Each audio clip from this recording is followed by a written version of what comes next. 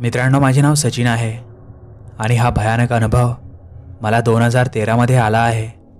आम्ही आमच्या शेतात राहत होतो। तेव्हा माझे वय 26 ते 27च्या दरम्यान होते। तेव्हा मला चांगले आठवते की तेव्हा थंडीचे दिवस होते। चांगलीच थंडी होती। सकाळी सकाळी तर चांगलेच धुके पसरायचे। दूरदूरपर्यंत तर त्या धुक्यांमुळे काहीच दिसत नव्हते। शेतातील पिकांवर तर चांगलाच दड पडलेला असायचा।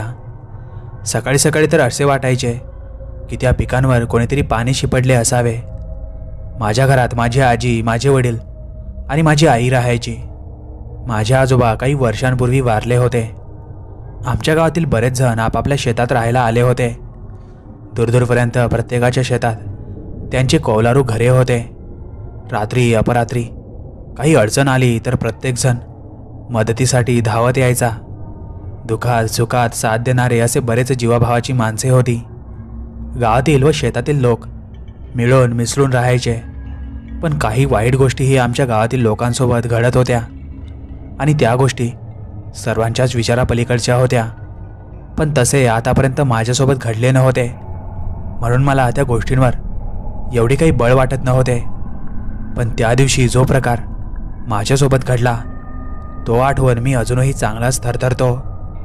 माझ्या अंगाला सरकन घाम फुटतो। त्या दिवशी दुपारचे 3 वाजले होते। आम्ही सर्वच आमच्या शेतात काम करत होतो। फक्त माझी आजी घरी होती।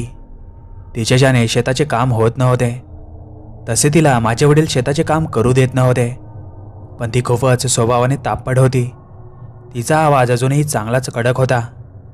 माझ्या आजीला राग आल्यावर माझे वडील तिला अजूनही घाबरत होते। बघता बघता संध्याकाळ झाली। आम्ही सर्वच शेताचे काम टाकून घराकडे आलो आणि सर्वच फ्रेश वगैरे झालो। गावाकडची संध्याकाळ मोहित करते तशीच ती संध्याकाळ होती। शेतात काम करून दमलेल्या शरीराला आराम मिळण्यासाठी आईने आम्हाला सर्वांना चहा बनवून दिला। त्यातच घराच्या ओरंड्यावर ठेवलेल्या खाटवरील तो माझ्या वडिलांचा बटनाचा मोबाईल वाजला। त्याची रिंगटॉंग सर्वांच्या कानावर गुंजू लागली। मी तो कपातील चहा घेतच उठलो आणि तो खाटवरील मोबाईल हाती घेत त्याचे हिरवे बटन दाबले। मी हॅलो म्हणताच तिकडून एक आवाज आला, अरे मी शेखर बोलतो, तुझे वडील कुठं आहे? त्यांच्याकडे दे फोन। शेखर म्हटल्यावर ते माझे मोठे मामा होते। त्यांनी म्हटल्यावर मी आता लगबगीने माझ्या वडिलांकडे फोन दिला। माझ्या वडिलांकडे फोन दिल्यावर ते काही वेळ मामांसोबत बोलले आणि त्यांचे बोलणे झाल्यावर ते माझ्या आईला व माझ्या आजीला म्हणाले, अगं उद्या सकाळी आपल्याला गावाला जावे लागेल। माझी आई त्यांना जरा घाबरतच म्हणाली, का हो, काय झाले असे अचानक? तर माझे वडील सांगू लागले, अगं तुझ्या भाऊच्या पत्नीने काहीतरी विचारापलीकडचे पाऊल उचलले आहे आणि ती सर्वांना सोडून गेली। माझी आई हे सर्व ऐकताच जोरात हुंबरडा फोडत रडायला लागली। माझी आजी तिला धीर देत तिची समजूत काढत होती। आता ती रात्र मात्र काही रडण्यात तर काही आठवणी काढण्यात गेली। सकाळी माझ्या घरचे सर्वच मला एकट्याला घरी सोडून सकाळी 6 वाजेच्या एसटीने गावाला निघून गेले। आता मी एकटाच घरी होतो। म्हणतात ना, काही गोष्टी घडायला कारण हवे असते, तसेच काही माझ्यासोबत घडणार होते। आता सकाळचा वेळ होता, म्हणून मी आमच्या शेतात फिरून आलो।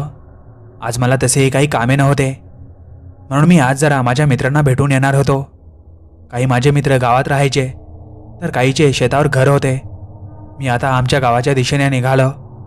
गावात प्रवेश केला आणि आमच्या आवडत्या ठिकाणी जाऊन पोहोचलो। त्या वडाच्या झाडाखाली त्या ओट्यावर काही रिकामे बसलेच होते। ते सर्वच माझे मित्र होते। आता मला बघून त्यांच्या चेहऱ्यावर काहीसा नूर आला। आम्ही आता काही गप्पा गोष्टी केल्या आणि आपापल्या मार्गाला निघालो। तसाही आता खूप वेळ झाला होता। संध्याकाळ झाली होती। 5 वाजून गेले होते। हळूहळू दिवस मावळत चालला होता। शांतता आता आजूबाजूला पसरत चालली होती। मी आमच्या त्या रानमाळाच्या पायवाटेने घराकडे जात होतो। काही झाडे झुडपे निद्रेत जात होती। लहानपणी पुस्तकात वाचले होते की झाडे झुडपे ही झोपी जातात, म्हणून मी त्यांनाही स्पर्श करत नव्हतो आणि पाय उचलतच घराच्या दिशेने जात होतो। रस्त्यातच दामू काका भेटले आणि मला म्हणाले, काय रे सच्या, काय करतो इकडे एवढ्या रात्रीचा या रानमाळावर? उगाच फिरू नको, बरा नाही हा रानमाळ, जा घरला। मी त्या काकांना मान डोकावत हो म्हणालो आणि पाय उचलतच माझ्या घरी येऊन पोहोचलो। घराचा तो दरवाजा उघडला आणि घराच्या सर्व लाईट चालू केल्या। बाहेरच्या ओरांड्यातील ही लाईट चालू केला। मी आता माझ्यासाठी काही स्वयंपाक बनवला आणि जेवण करून घेतले. लहानपणापासूनच मी या सर्व गोष्टी अवगत केल्या होत्या, त्यामुळे स्वयंपाक वगैरे मला चांगलाच बनवता यायचा. आता माझे जेवण वगैरे आटपले. एव्हाना रात्रीचे 9 वाजले होते. मी आता घराच्या ओरांड्यातील लाईट बंद केला आणि घराचा दरवाजा लावून झोपी जायचा प्रयत्न करू लागलो.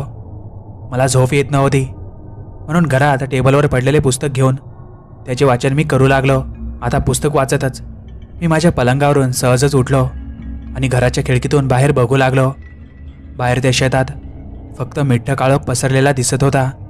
त्या काळोखात असे वाटत होते की ते शांतता मला आज काहीतरी इशारा करत असावी. रातकिड्यांची किरकिर तर गगनात वाटत होती. त्यातच मला दिसले काहीतरी डोळे चमकत तो रानबोक्या तिथे मस्ती करत होता.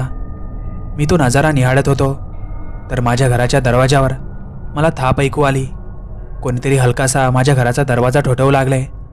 तो आवाज ऐकून मी काही क्षण चांगलाच घाबरलो. माझी आता घाबरताच भिंतीवरच्या कडालात नजर गेली तर रात्रीचे 11 वाजले होते. कोण असेल आता दरवाजावर? नकळतच हा विचार माझ्या मनात आला. कदाचित एखादा जंगली प्राणी वगैरे असेल, घराच्या ओरंड्यावर खेळत असेल. त्यातच खिडकीतून दिसणारा तो रानबोक्या कुठेतरी गुडूप झाला होता. तो आता त्याचे डोळे चमकत त्या खिडकीतून मला दिसत नव्हता. कदाचित तेच रानबोके खेळत दरवाजापर्यंत आले असेल, म्हणून मी त्या दरवाजाच्या आवाजावर एवढे काही लक्ष दिले नाही. आता मला झोप येऊ लागली. मी आता ते माझे पुस्तक त्या टेबलवर ठेवले आणि मी माझ्या बेडवर येऊन पडलो आणि मला झोप कधी लागली काहीच कळाले नाही. जेव्हा मला जाग आली तेव्हा दरवाजा कोणीतरी जोरजोरात ठोठावत होते आणि तो दरवाजा ठोठावण्याचा आवाज काहीसा मजबूत येत होता. आता हा काय प्रकार आहे? मला काही कळत नव्हते. या रानबोक्यांना या घराच्या ओरांड्यावरून काढून दिल्याशिवाय हे आपल्याला झोपू देणार नाही. या विचारातच मी घराचा आतूनच दरवाजा ठोठावला तर काहीसा तो आवाज बंद झाला. कदाचित ते घाबरून पळत शेतात गेले असावे, म्हणून मी परत माझ्या पलंगावर येऊन झोपू लागलो. पण कदाचित आज पूर्ण रात्र माझी खूपच भयानक जाणार होती याची मला कल्पनाच नव्हती. मी आता पलंगावर झोपल्यानंतर तो आवाज काही वेळ तर बंदच राहिला, पण काही वेळात तो दरवाजा ठोठावण्याच्या आवाजासोबत एक आवाज माझ्या कानी आला. ए पोरा, दरवाजा उघड व्हय, कवासने तुला आवाज देत आहे. हा आवाज ऐकून माझ्या अंगाचा चांगलाच थरकाप उडाला. पण तो आवाज माझ्या आजीचा वाटत होता. पण आता एवढ्या रात्री माझी आजी कशी काय आली असावी आणि माझे आईवडील आले का नाही? मी घाबरतच हे सर्व विचार करू लागलो. त्यातच मी घरातून आवाज दिला, कोण आहे बाहेर? आजी आहे का? तसा परत तो आवाज आला, अरे पोरा, दरवाजा उघड व्हय. माझ्या आजीचाही आवाज असाच ताठर आहे. कदाचित माझ्या काळजीपोटी माझ्या आई व वडिलांनी माझ्या आजीला तर घरी पाठवले नसेल ना. कदाचित एसटी वगैरे यायला उशीर झाला असेल, म्हणून आजीलाही घरी यायला वेळ लागला असेल. अशा असंख्य प्रश्नांनी मी गोंधळून गेलो आणि त्याच विचारात मी दरवाजा उघडला. बाहेर अंधार होता, म्हणून मी बाहेरील लाईट लावला आणि जसा मी दरवाजा उघडला तसा एक भयानक प्रकार माझ्या डोळ्यासमोर होता. मी बघितले, एक काळ्या कुट्ट शरीराची म्हातारी माझ्या घराच्या ओरंड्यात उभी आहे. तिला बघून असे वाटत होते तिने कित्येक दिवसाची अंघोळ केली नसावी. तिला काही वेळ बघून माझ्या पायाखालची जमीनच सरकली. मी चांगलाच घाबरलो. मी घाबरतच घराचा दरवाजा परत एकदा लावून घेतला आणि खुळखुळतच घरात जाऊन बसलो. आता तो दरवाजा ठोठवण्याचा आवाज परत एकदा चालू झाला आणि त्यातच एक भयावह आवाज माझ्या कानी येऊ लागला, अरे पोरा, दरवाजा उघड. आता या आवाजात खूपच बदल वाटत होता आणि त्यासोबतच एक भयावह दरवाजा ठोठवण्याचा आवाज कानी गुंजत होता. मी इकडे घरामध्ये चांगलाच घाबरत होतो, त्यातच तो आवाज मात्र रात्रभर चालूच होता. मी ती रात्र कशीबशी घाबरतच काढली. तो आवाज मात्र रात्रीच्या 2 ते 3 वाजेपर्यंत चालूच होता. सकाळ झाली. मी घराचा दरवाजा उघडला तर घराच्या पटांगणात काहीशे ओराखडे होते. ते बघून असे वाटत होते की एखादा जंगली प्राणी ते ओराखडे ओढून गेला असावा. मी हा सर्व प्रकार काही आजूबाजूला शेतात राहणाऱ्या लोकांनाही सांगितला तर ते चांगलेच घाबरले. त्याच्या दुसऱ्या दिवशी माझ्या घरचे घरी आल्यावर त्यांनाही मी हा सर्व प्रकार सांगितला तर तेही चांगलेच भाभावून गेले. पण तो सर्व प्रकार ऐकल्यानंतर माझी आजी सांगत होती, अरे काही वर्षापूर्वी इकडे ते शेवंता म्हातारी राहत होती. ती म्हातारपणामुळे इकडेच मरण पावली.